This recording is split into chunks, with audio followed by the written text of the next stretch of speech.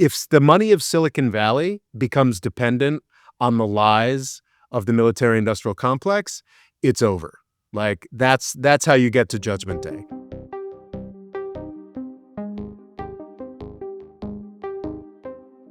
Hello and welcome to the More Freedom Foundation podcast. I'm Murray, in charge of podcasting, and in charge of politics, as always, is Robert Morris.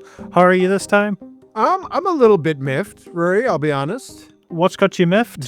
Have you heard of a guy called Tim Mellon? Tim Mellon? No, it's not ringing a bell. He's, I believe, an octogenarian or something like that, but he's probably one of the most significant people in U.S. political life. Okay. And we don't pay enough attention to him. Okay, what's he done now? Tim Mellon is the guy who is apparently paying for our military this week. Oh. Have you heard about this?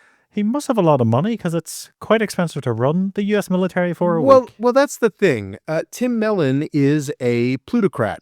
He is, in fact, a descendant of one of the original robber barons. And I hadn't quite realized just how wealthy this guy was. I had known for quite some time that his grandfather, Andrew Mellon, is one of the most contemptible people in U.S. history. This is the robber baron who worked his way into U.S. politics and was the Secretary of the Treasury for the United States for 3 successive presidents, Republican presidents from, I believe, 1920 or thereabouts, until not quite all the way up until 1932. So this was the guy who oversaw the Roaring '20s and the initial years of the Great Depression, during which he did nothing other than tax fraud. Truly, like, a fine American tradition. yeah, just a truly vampire-like apparition. There are a lot of prominent robber baron families like the Vanderbilts or the Carnegies or the Rockefellers that actually built out the industrial infrastructure of this country.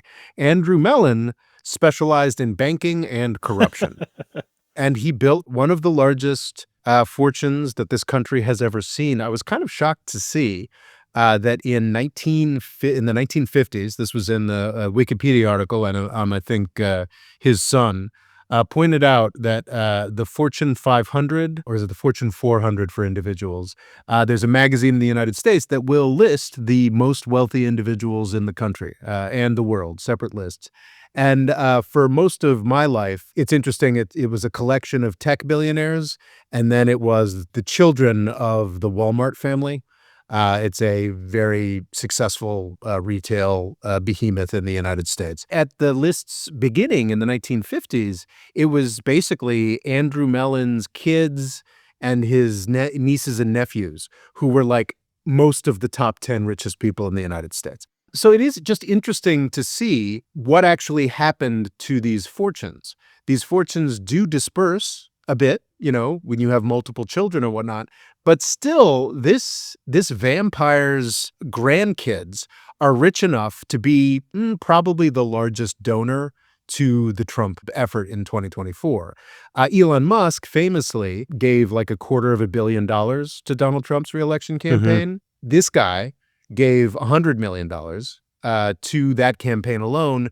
But if you look back, he's probably also funded Trump in a lot of other ways. And if I know multi-generational wealth, he's also probably got cousins and nephews and foundations and other funding streams that have put tons of money into Donald Trump. And okay, I guess that's a part of U.S. politics that I've got to be content with. Though I'm getting a lot less content with every month of the Trump administration. But now that Donald Trump has shut down the government and is negotiating with the Democrats to reopen it, this guy, Tim Mellon, has stepped up to completely illegally, or extra legally and extra constitutionally, has decided to start personally funding a couple weeks' salaries to keep the security forces on the ground. So he basically personally ponied up $130 million. And it's That's outstanding. And it's just it's staggering that economic choices made well over a century ago put together a pool of wealth that is still having such a pernicious, damaging effect on the U.S. Republic. And it is, I think it's a nice segue into what we're talking about today, because it's a very different dynamic, but it's an indicator that these big pools of wealth that we allow to persist in this country end up having a deeply, deeply corrupting effect on everything we do, everything about our politics. And, 100 years ago, this had tremendously damaging effects, led to Great Depression, led to two apocalyptic wars. I guess the United States wasn't the motivating factor in World War I, but we definitely were in World War II. And yeah, it was pretty catastrophic. And honestly, I see when I look at the power dynamic between great wealth and the rest of us, I think the rest of us had a much better chance in the 1920s and the 1930s Wow. than we do today. And I want to talk about specifically, I did a short a couple weeks back that just sort of clearly laid out one possible future that I see right now that I don't find like depressing or saddening. I find it kind of terrifying. And Mm-hmm. I think this isn't like a dark future. This is something that's happening and that is accelerating, and we should be aware of. We should definitely try to stop, but we should be aware of. I think it's kind of what's going to determine the history of this century and probably the end of the United States of America. And this is the merger between, or rather the remerger, the reunion between Silicon Valley and the military-industrial complex, which is our topic for today. What could be wrong with the CIA working closer with Palantir? Yeah, I know, right? What could possibly be Mm-hmm. wrong? I think there is a lot of coverage and a lot of thought and time put into the civil rights, the constitutional problems, the privacy problems around that relationship. And we can definitely go through some of that here. But I'm talking about like an existential problem. Silicon Valley has brought us great wonders, but it's kind of a fraud machine at this point. And it's a fraud machine that is running out of justifications for itself. And there is a much smaller and less economically significant fraud machine that I've spent pretty much the past 10 years talking about, which is the U.S. military-industrial complex. The problem with that fraud machine is that it appears to be completely impervious to any reason or rationality because of the way that it is interweaved with our media, institutions of higher learning, our Congress, our government more broadly. I call it the metastasized military-industrial complex. Kind of a slow motion, but it is definitely a car crash. Just watching these two fraud machines become more and more interweaved and move further and further closer to each other. The latest thing I've heard is apparently a lot of these AI billionaire types are all for a tech bubble, and they're happy for it to collapse because they feel like, oh, so much came out of the dot-com bubble, and this will be the same. So it's almost like they're sort of gleeful and looking forward to the collapse of this AI bubble. I don't think that's actually true. I think that is a justification. That is a way to. There's a lot of stuff that they're saying around AI. Yeah. One of the most amusing things is like, oh well, it'll be AI is going to be so powerful that the government's just going to have to come in and take it over. Is something I've seen a lot over the past couple of weeks, which is essentially saying, "Save us! We need a government bailout." Okay, I thought it was their way of advertising it. It's a bit like the subliminal messaging apparently was completely bogus, but they kind of were like, oh, it made people buy more popcorn and whatever. And it kind of rattled about. I think it's a bit like, oh, it's going to be so powerful. The government will have to come in, when it's like, it's kind of plateauing.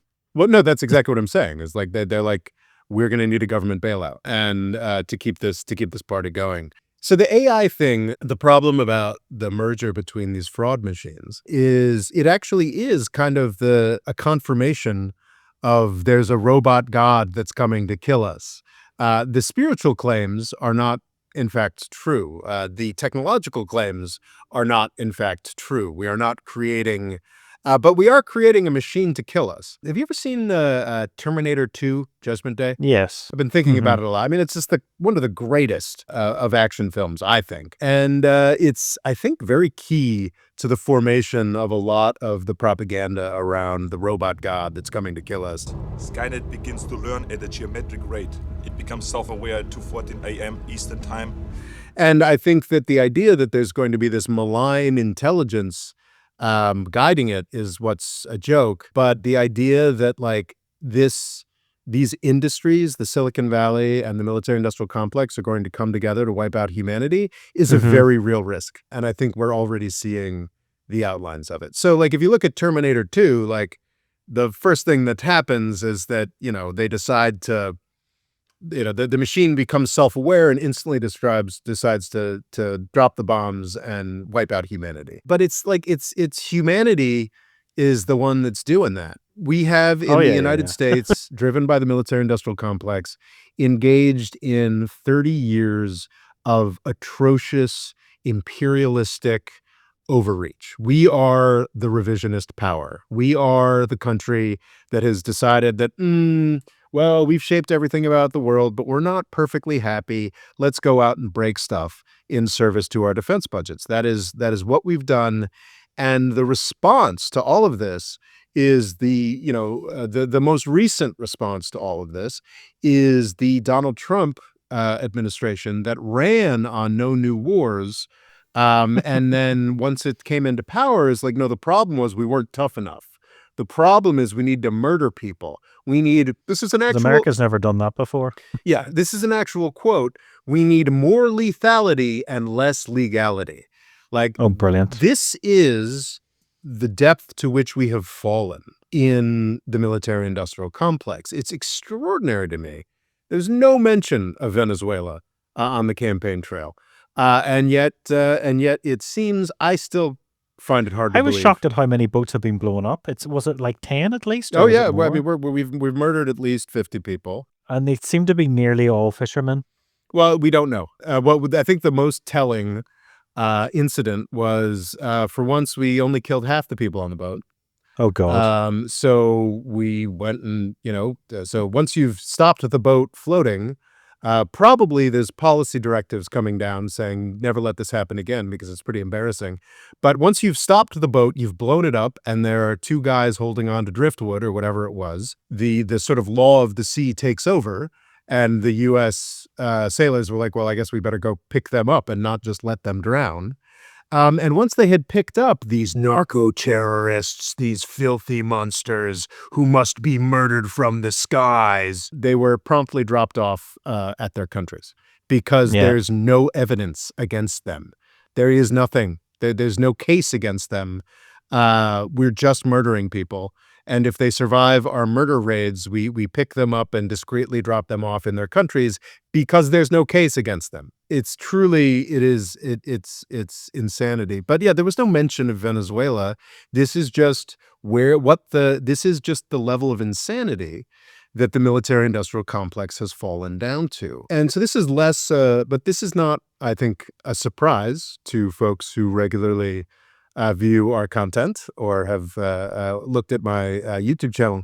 What I think I haven't fully expressed, and I wanted to give a full podcast hours treatment to, is the way that this is falling in the military industrial complex lying machine is now falling into, or is really being absorbed by the much, much bigger, much more systemically important lying machine that is Silicon Valley. I think I'd said in that short that the saving grace, the thing that gave me hope, was that at the end of the day, like the military industrial complex was just, it provided no benefit. Like and it doesn't actually, it's not important to the US economy. It's exclusively a drag on the US economy. And it's a small part, like the days of yore in the 50s and 60s where assembly lines all over the country were building planes and that's over. It's just some engineers and executives and maybe 10,000 of them. Nothing depends on the military industrial complex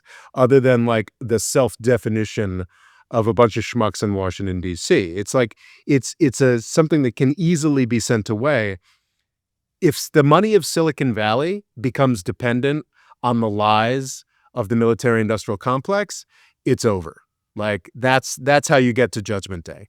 That's how you get to this deranged, if the deranged mentality that says that you can just blow up ships in the sea off of Venezuela, that everybody's our enemy, that Russia and China are coming to get us, even though the places we're fighting with them over speak Russian and Chinese. Like that mentality, if you supercharge that level of corruption and stupidity and lying with Silicon Valley, it's just over. Like it, where we whether When it's has this happened? Because has not I know obviously the concept of startups hasn't always been around in America, but has there not always been a close bond between like technology companies, engineering firms, and the U.S. military?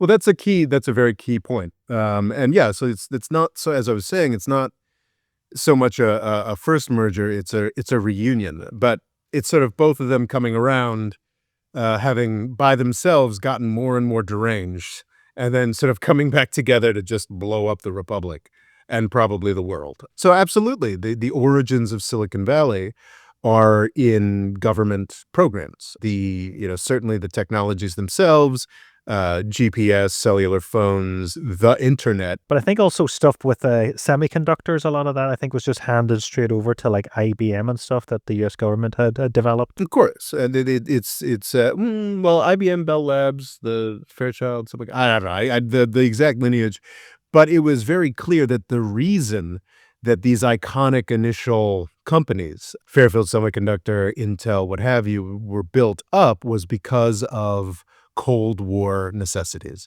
for Yeah. building. All the first computers were built for the benefit of all the most powerful computers were built for the benefit of the Pentagon. All the most powerful chips were going into military applications. That is what Silicon Valley's bread and butter was. I mean, in fact, like California was Hmm. kind of founded by World War II. Certainly people were out there before that. There was even a film industry out there before that, but it was not, in fact, at any point, even in the good old days, Hollywood was not enough to support California. The whole Silicon Valley edifice was built by World War II initially, and then the technology demands of the Cold War. There were decisions made before, but certainly after the sort of Reagan full flush run into privatization, that a variety of entrepreneurs should be allowed to take these government technologies and run with them for personal profit. And that was a phenomenally successful choice. That worked out really, really well. And it worked out really, really well for a time. And Hmm. I think we've clearly reached, certainly by, let's say, 2012, 2013, we'd sort of reached the point of diminishing returns as far as what these privatized industries had actually been delivering to the American people. I think, is it 2013? Was that the year that Facebook bought Instagram? So no, that was 2012, and then 2013 is sort of the birth of two concepts that I think are very, very pernicious. I've sort of writing up a more produced script on this. I call it Fang and the Unicorn, which is Fang is Okay. what we used to call the hyperscalers or the Magnificent Seven or what have you. But Fang was the first. It was like Facebook, Apple, Alphabet, Netflix, and Google, which was those first companies that became tremendously important to the stock market, the investing public more broadly, Hmm. and the investment community across the world. So that was 2013. And up until 2013, what the internet industries had managed to do was basically completely take over the advertising market. The advertising market, many forms of media, and the recording industry for certain by 2013. And that justified, take it, whether or not it was a good idea to basically eviscerate the models of all print newspapers worldwide, taking all of those disparate thousands, tens of thousands, hundreds of thousands of businesses and concentrating them in 4 or 5 internet companies was tremendously profitable. It was and in fact, they made advertising better, you more capable of being targeted, more capable of Yeah, personalized. personalized and directing. So that was like a legitimate, like, big bang that justified extreme valuations. What happened in 2013 with sort of Fang and the Unicorn is a sort of merger between Wall Street and Silicon Valley that had not to that point truly existed. You know, you Mhm. had the biggest companies in the country up until the 2010s were generally banks or oil companies or real estate. Certainly, famously, infamously, horrifically, Wall Street went all in for American real estate in the 2000s, leading to the 2008 financial crisis. That marriage between Wall Street and Silicon Valley, sort of in 2013, more or less, didn't just deal with these. There's another sort of form of corruption. So the thing about Fang is they actually do make a lot of money. They do not make enough money to sorry, Fang or the hyperscalers or Magnificent Seven. That's people started talking about Magnificent 10. I'm not sure what those are. Oh, who's that Is added that is in? that adding AMD in? I don't know. It's, it's like real estate. It's just Yeah. marketing. Those companies actually make money. Crucially, they don't make enough. They don't make enough money to justify their valuations. Their valuations are based on the assumption that they're going to eventually do to other markets what they did to advertising and media. And that has simply not happened with promise after promise. The big Mhm. promise starting, I think Facebook's crypto project, I think started in 2017 or thereabouts. Yes, that everyone's That's, forgotten about. yeah, that's when people started being like, oh, okay, well, look at us. Look at us. This is fintech. We're gonna do like, look, Libra, was it called? yes, I was Libra. And I'm not sure if I'm crossing wires here, but I think that their AI projects might now be called under the Libra, Oh, okay, which banner. which is kind of a direct link here. It's just kind of amusing. Where you put all your graveyard stuff, but also the fact it's now called Meta, which was supposed to be their whole VR thing, which has also been a massive flop. Well, yes, and I think Meta wasn't the VR thing wasn't so much industry wide. It was just Facebook.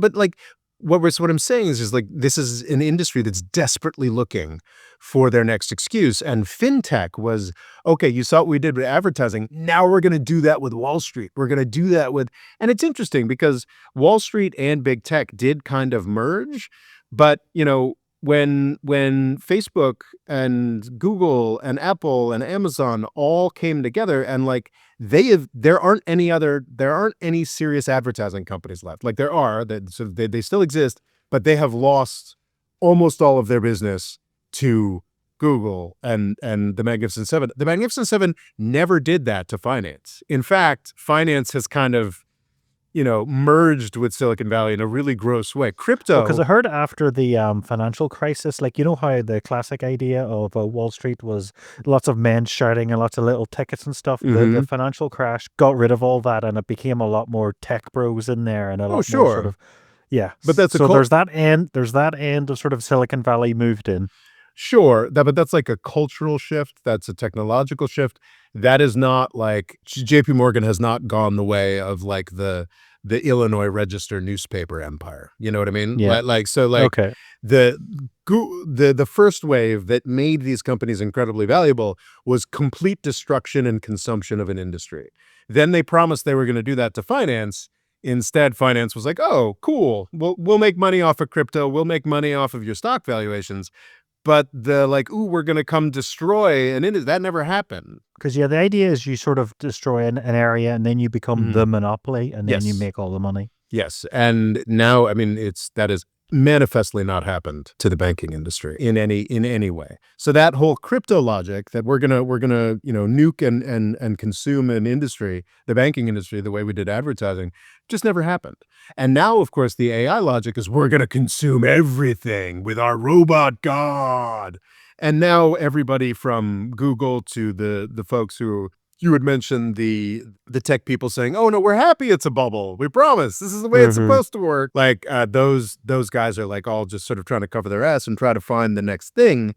So it's becoming clear to pretty much everybody. I think over the past 2 weeks, every YouTuber, no matter what they focus on, Oh, from yeah, like yeah. geopolitics to sports Science. reviews, has put out an AI bubble YouTube video. It's very clear that AI is not going to do it either. But it's also how long ago was our first, like, AI video? What, 2 years at this point? Well, it would have been after GPT-4, right? That was, yeah. And what, apart from the videos are getting better, what Mhm. big breakthroughs has there been?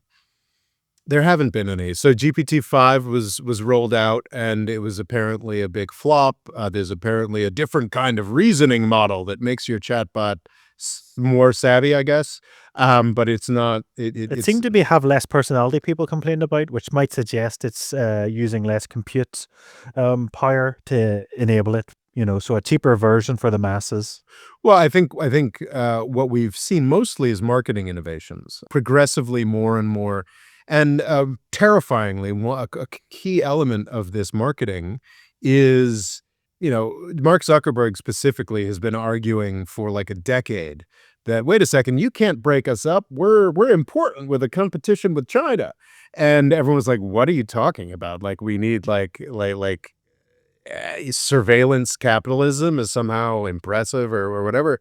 But the AI excuse, which was, of course, advanced by Eric Schmidt, and a guy who used to run Google most famously, the AI was like, well, no, here, this is it. We're building the robot god before China does.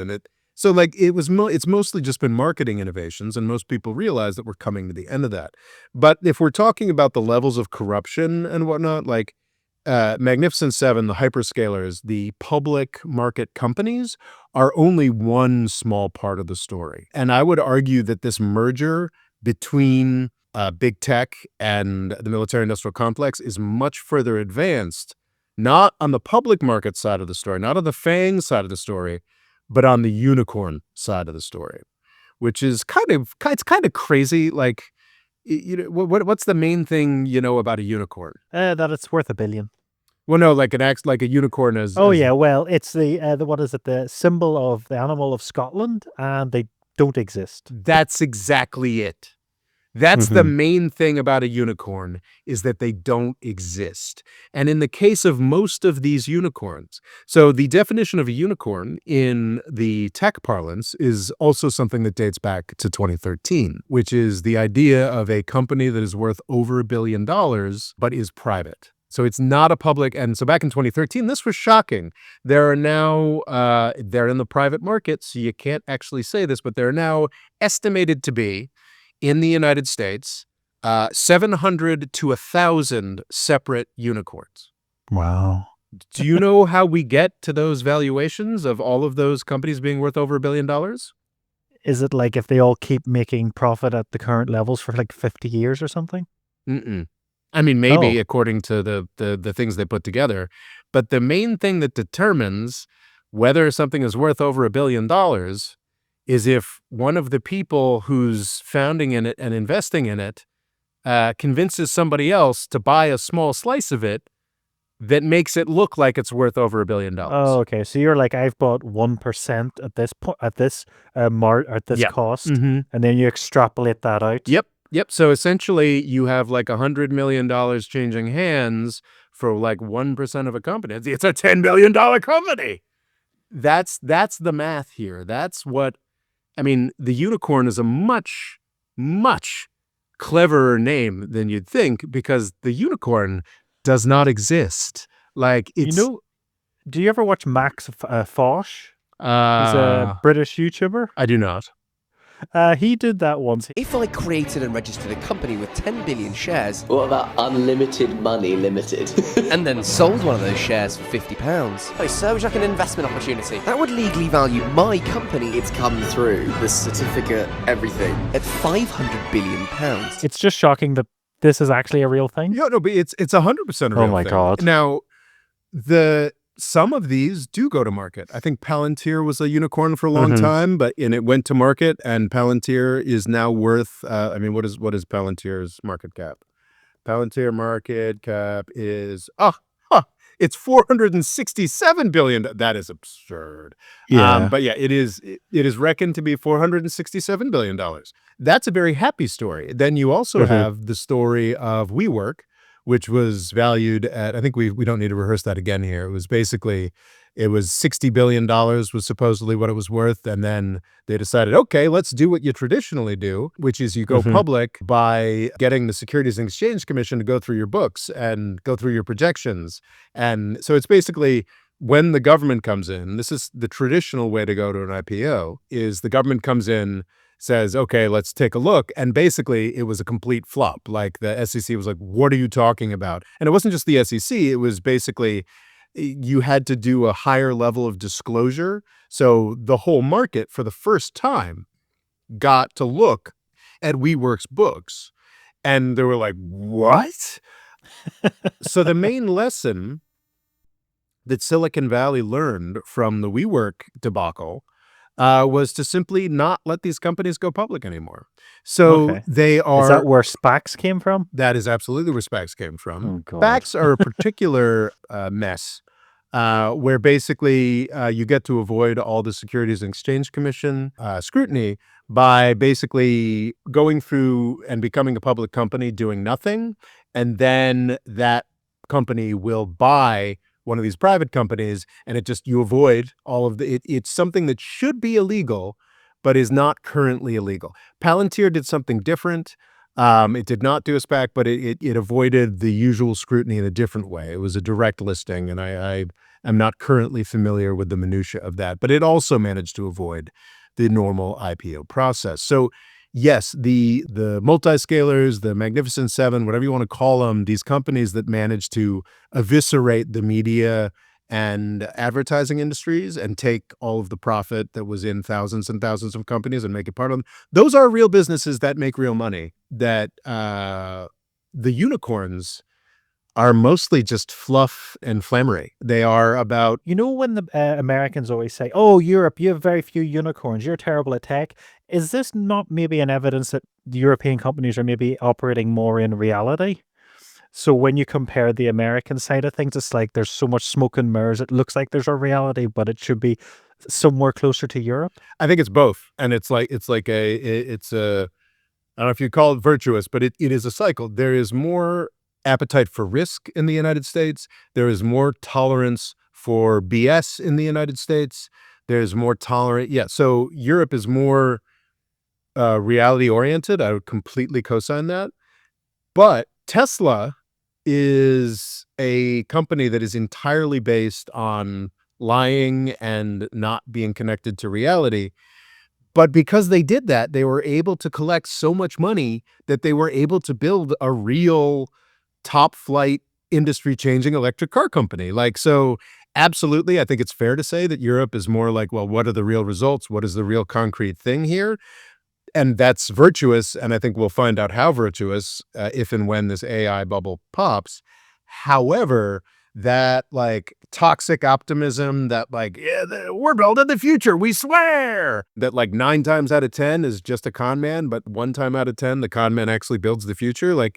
That's actually, that's a long-standing difference between the United States and Europe that I think the United States kind of wins on. But yeah, no, I think that's entirely true. Europe probably has fewer unicorns.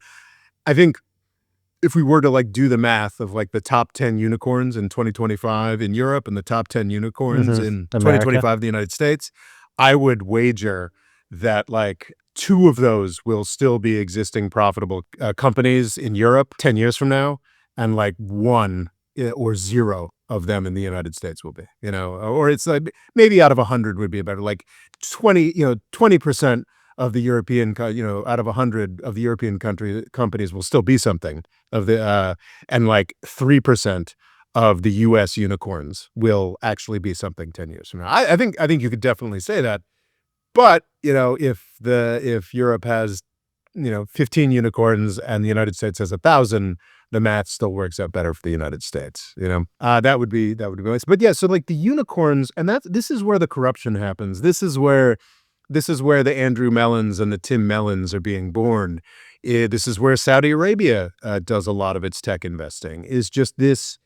I kind of want to stop using the vulgar imagery I have for this, but it is a very circular thing for jerks. It is a negative feedback loop. It's very positive for the valuations of these companies. A snake eating its own tail. Something along those lines. It is companies, funds, countries, individual rich people coming up with ideas with not much beyond it and then creating heavy valuations. And because it has been allowed, once upon a time, a unicorn that just wasn't going to market and had no plans to go to a public market. You're like, well, what is this? Like, this is not anything. That has been sort of broken by WeWork, and these things just slices get sold off to each other back and forth and back and forth. And theoretically, these companies are worth, billions upon billions of dollars, and everybody's willing to buy into it. It just keeps happening with no transparency. And it's in that sort of dark, incredibly lucrative underbelly that a ton of money has been lost on crypto fantasies. It's about to be lost on AI fantasies, but it all keeps going because these are very, very smart people who find the next grift. And one of the main things that they've done recently is get closer to the military-industrial complex. There's been a very interesting dynamic with the New York mayoral election, actually. We've all heard of Zoran Mamdani. This is an election that is ongoing as we speak, I think.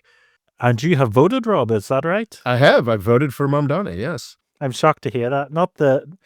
It's not the Hells Angels. What was the group the other guy was in that was the beret? The Guardian Angels. He wasn't Guardian in it. Angels. He founded it. Wow. He was also shot. Yeah, he's quite an interesting character. Yes, everybody loves Curtis Sliwa. He's very charming. He's very New York. He's incredible. Yes. He's incredibly But he's also insane. sort of weirdly like not pro Mundani, but a bit like, we've had socialists before, get over it.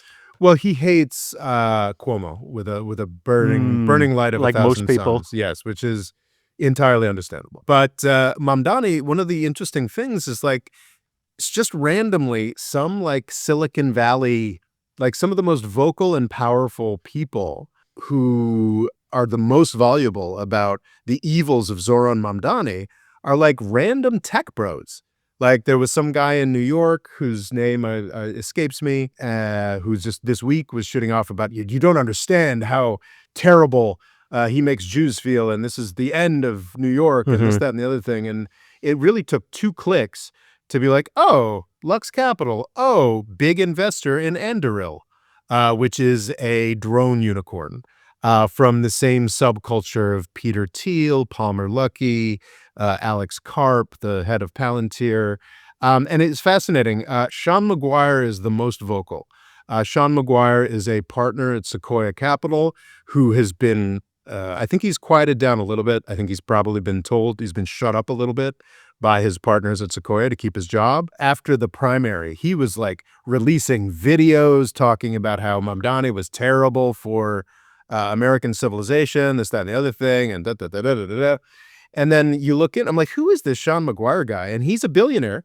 He's definitely a billionaire.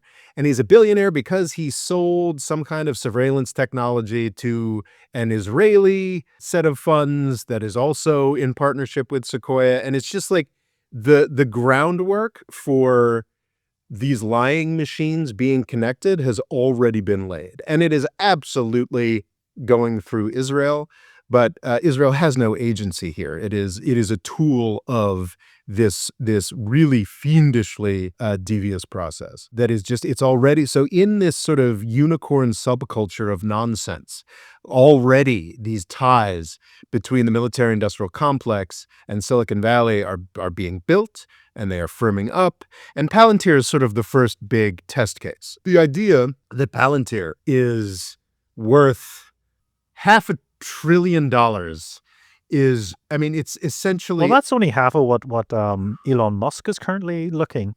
Well, no, but Elon Musk has, built rockets that could potentially go to the moon and a generation-defining car company. Palantir is a database company with some really gross surveillance technology contracts. Currently running amok through the NHS. Yeah, with the U.S. government and a bunch of other...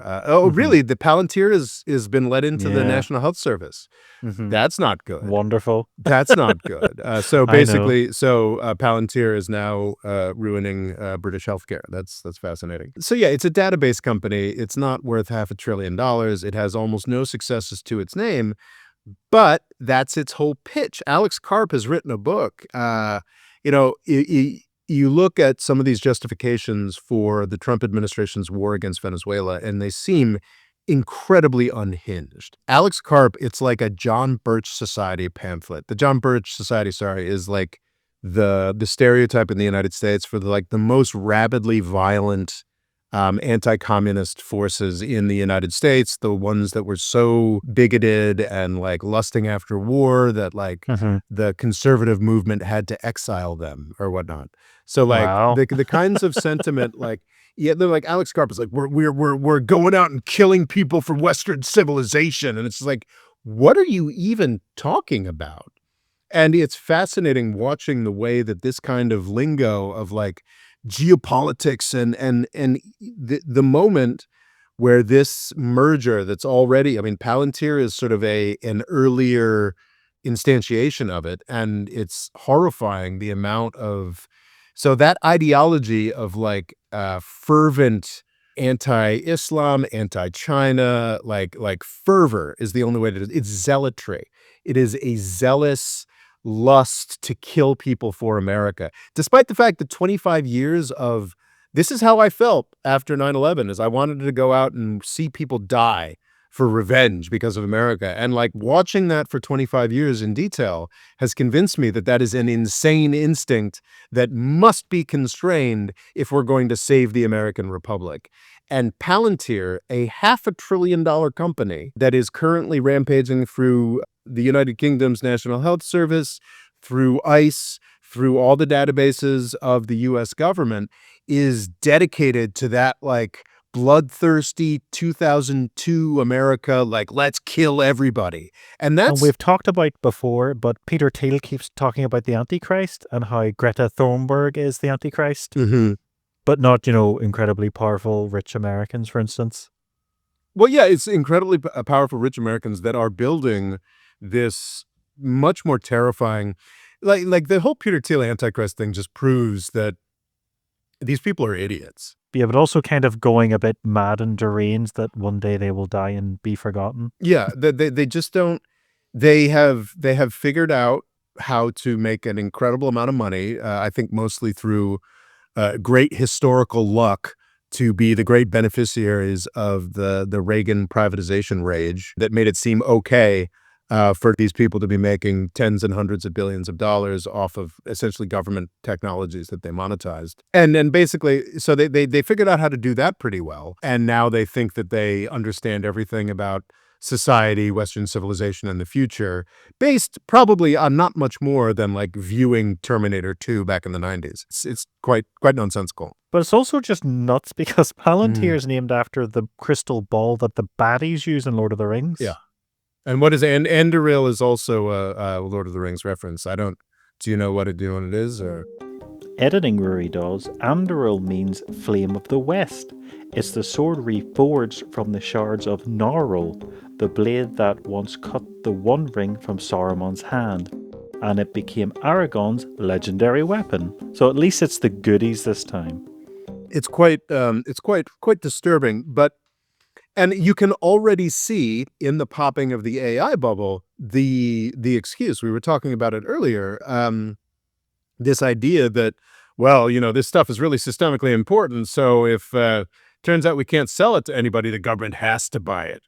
That's the only way. Yeah. So we're already cruising towards a government bailout of these massive companies.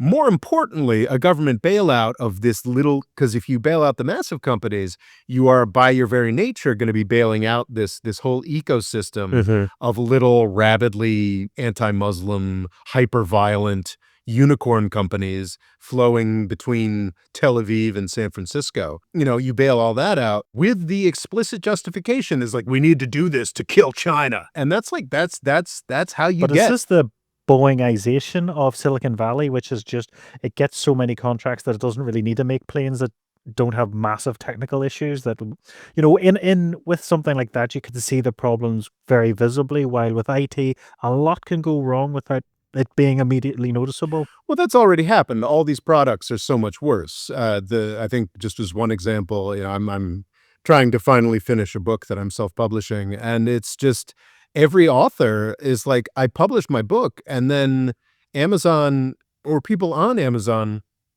come out with a million AI-generated things in order to trick people into buying that instead of my book. Like, it's all broken. Like, it's all crap. And the other thing is people are making AI books on mushrooms, but the AI doesn't know actually which mushrooms are poisonous. So someone could be deliberately trying to avoid AI, buying a physical book and still getting AI that could kill them. Sure. Sure. I mean, it's like this stuff has been AI is only like the most recent iteration. Like, I mean, have you tried to open Facebook over the past 5 years? Oh yeah, it's just mayhem. Yeah, it's just, and it's not the AI. It's just a worse product because they don't have to deliver good products anymore. I think the big thing somebody pointed out is it used to the timeline used to be what your friends were up to or what your friends were sharing, but now it's very little of that, and it's kind of just sort of AI mayhem. Hmm. Yeah, it's not. But even before the AI slop, it just wasn't. It wasn't a website that worked well anymore. So the Boeingification that happened 5 to 10 years ago. What I'm talking about is much worse than that. It is the justification. So the AI justification didn't work for these valuations. The crypto justification did not work. What I'm terrified, Rory, is that the military justification, the violence justification will work. Not because Okay. it's true, not because it provides anything of value, but because we've been conditioned in the United States to accept violence, to accept the idea that we must go to war with China over Taiwan. We must, and that's the thing is like, you actually can see some green shoots, especially with the chaos of the Trump administration and the genocide we're committing in Gaza, of like more and more people being like, wait a second, like, and of course what we're doing to Ukraine, or what we're doing to help Ukraine, like the Taiwanese are realizing, wait a second, we're not interested in this. And then more and more people in the United States are saying, wait, we're not interested in this. But if you get this full merger between Silicon Valley and the military industrial complex, nothing, the growing sane majority are like, we need to back off Taiwan and like not get into World War III, will be completely muted. Will not allowed to talk to or convince anybody. All of those billions of dollars that have been poured into first crypto nonsense and then selling crypto nonsense, then selling AI nonsense, will be poured into selling war with Taiwan.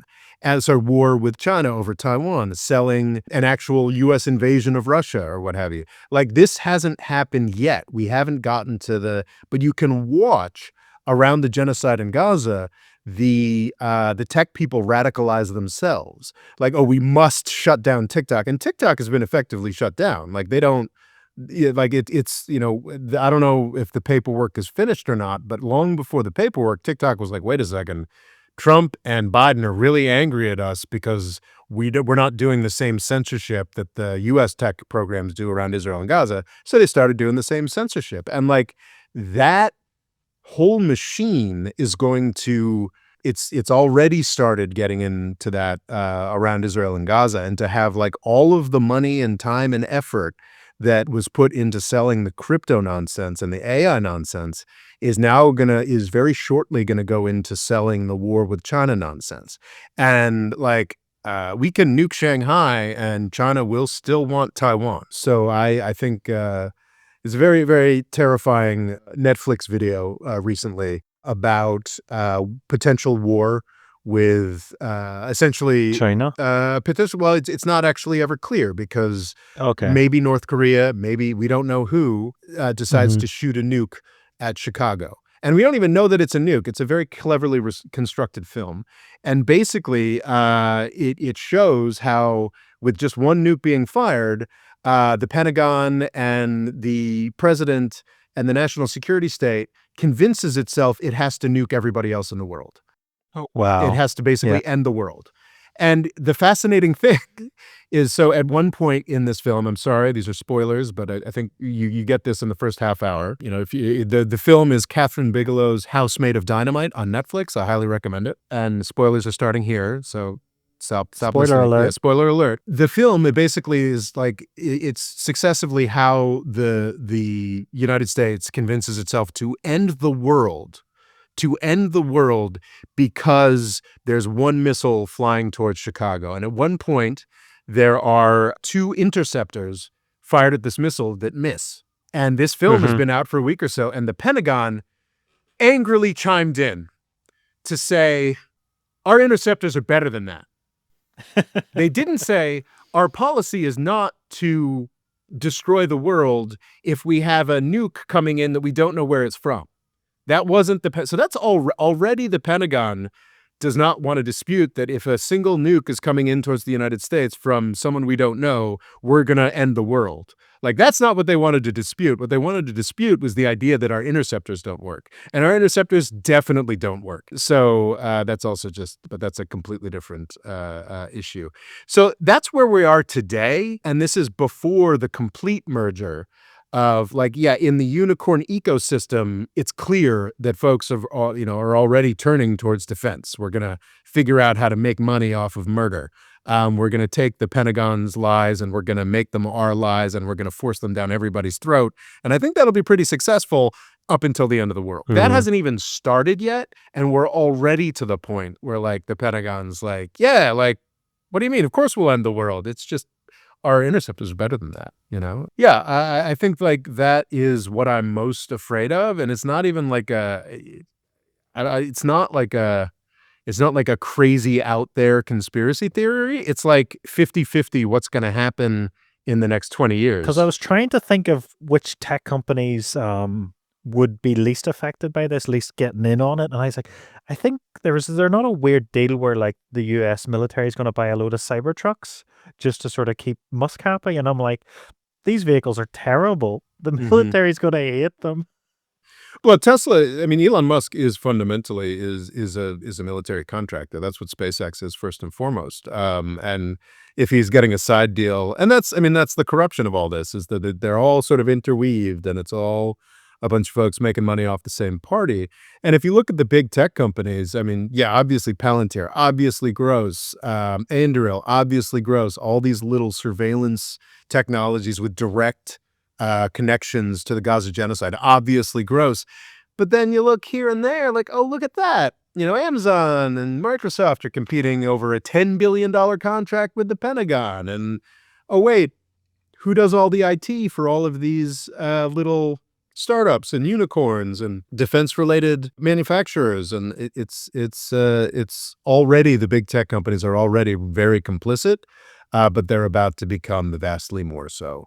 And I like, that's just happening. Like, this isn't like a dark potential future. This is just what's already happening, and will probably continue to accelerate if we don't stop it. What would be is there anybody we could email or to try and stop it? Or does anybody care in American politics? Yeah, I mean, it does seem like it's mostly, it's interesting.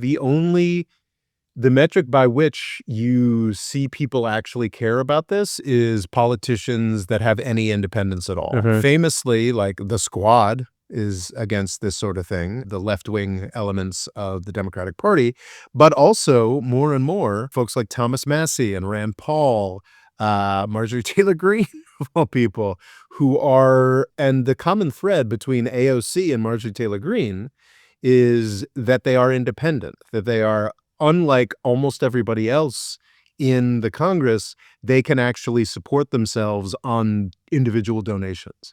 So the very few people in the Congress, it's, 10, 15 people who are individually popular enough to not have to be on the phones to defense contractors and big tech companies all day long to try and raise money, are the only people trying to stop this. And it is bipartisan, because it's transparently obvious.